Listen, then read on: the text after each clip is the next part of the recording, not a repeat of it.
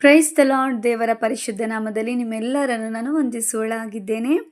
ಈ ದಿನದ ದೇವರ ವಾಕ್ಯವನ್ನು ನಾವು ಓದಿಕೊಳ್ಳೋಣ. ಯೆರೆಮೀಯ 31ನೇ ಅಧ್ಯಾಯ ಅದರ 3ನೇ ವಚನವನ್ನು ನಾವು ಓದಿಕೊಳ್ಳೋಣ. ನಾನು ನಿನ್ನನ್ನು ಪ್ರೀತಿಸಿರುವುದು ಶಾಶ್ವತ ಪ್ರೇಮದಿಂದಲೇ, ಆದ ಕಾರಣ ನಿನ್ನನ್ನು ಮಮತೆಯಿಂದ ಸೆಳೆದುಕೊಂಡಿದ್ದೇನೆ. ಹೌದು ಪ್ರಿಯ ದೇವಜನರೇ, ನಾವು ಈ ವಾಕ್ಯಗಳಲ್ಲಿ ನಾವು ಕಾಣುವ ಪ್ರಕಾರ ಆತನು ನಮ್ಮನ್ನು ಪ್ರೀತಿಸಿರುವುದು ಶಾಶ್ವತ ಪ್ರೇಮದಿಂದ.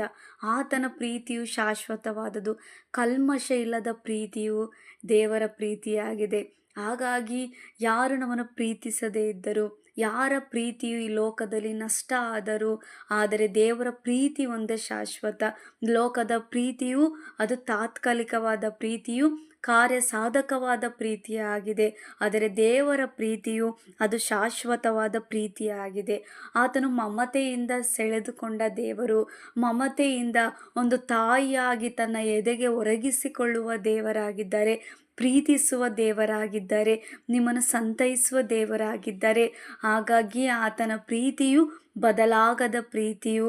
ಹಾಗಾಗಿ ಯಾವ ಪ್ರೀತಿಗಳ ಕುರಿತಾಗಿಯೂ, ನಷ್ಟಪಟ್ಟ ಪ್ರೀತಿಗಳ ಕುರಿತಾಗಿಯೂ, ಕುಟುಂಬದ ಪ್ರೀತಿಯು ಕುರಿತಾಗಿಯೂ, ಲೋಕದ ಪ್ರೀತಿ ಕುರಿತಾಗಿ ನಾವು ಯಾರು ದುಃಖ ಪಡದೆ, ಆತನ ಪ್ರೀತಿಸುವ ದೇವರು, ಆತನು ಪ್ರೀತಿ ಸ್ವರೂಪನು, ಆತನ ಪ್ರೀತಿ ಒಂದೇ ಸಾಕು. ಹಾಗಾಗಿ ದಿನದಲ್ಲಿ ದೇವರ ವಾಕ್ಯದಿಂದ ನಿಮ್ಮೆಲ್ಲರನ್ನು ಆಶೀರ್ವದಿಸಲಿ. Amen. God bless you all.